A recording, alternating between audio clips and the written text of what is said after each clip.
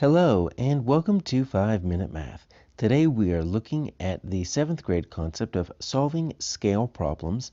This is standard 7.5C in the great state of Texas, and we are using item number 19 off the 2021 released STAAR test.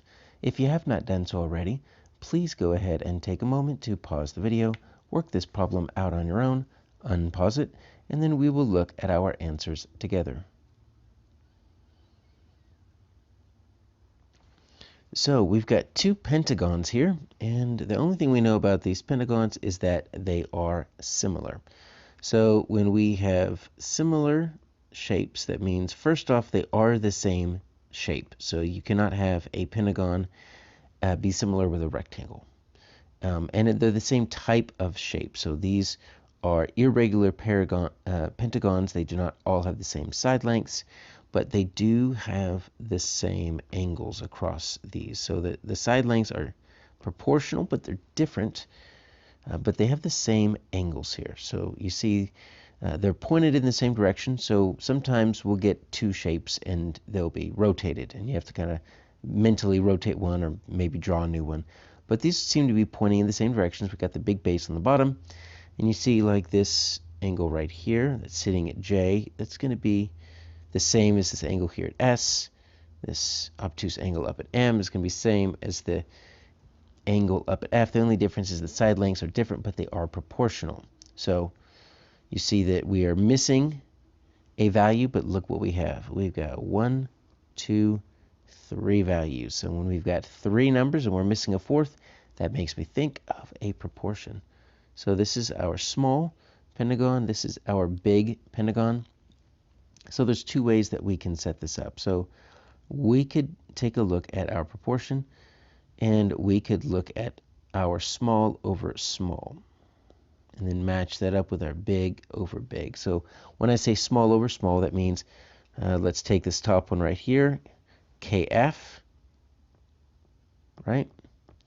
And then we could relate that to JH. And then what we would need to do is we would need to find the matching sides. So this KF right here matches with this TM on the big one, and then this JH matches as a denominator with our missing SQ right here. So that's one way to set it up. The other way to set it up would be have small over big for both of them. And what you're going to find is that we're going to end up with the same multiplication either way. So we could just match up KF to TM because those two match up. So you have to get the sides that match up either across from each other or over each other. And then you could have the other side on the small. So that's the JH over your SQ. So look what happens either way you're doing it.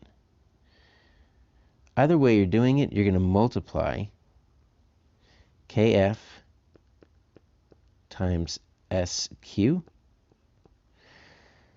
then you're going to multiply JH and TM. The only thing that changes is you've got a little bit of an order change, but the commutative property of multiplication says the order doesn't matter when you multiply. So JH times TN. So that's what we have to do either way. So it doesn't really matter which way you set it up. So KF is 6. I'll just put the values underneath. SQ is X. So I'm just going to call that 6X. JH is 9. And then TM is also 9. All right, so we've got 6X equals 9 times 9. So that's going to equal 81. So 6X equals 81. Let's divide both sides by 6. It's not going to go even, but it shouldn't be too bad here. X equals 81 over 6. Let's see what that looks like. So 6 goes into 8 once. 21. Goes in there 3 times. So that's 18. 3 left over. Let's do a decimal. 0. Yeah, it's not too bad. Just 1 decimal in. 6 goes into 30 5 times. So then our missing value, X, is going to be 13.5. The answer is A.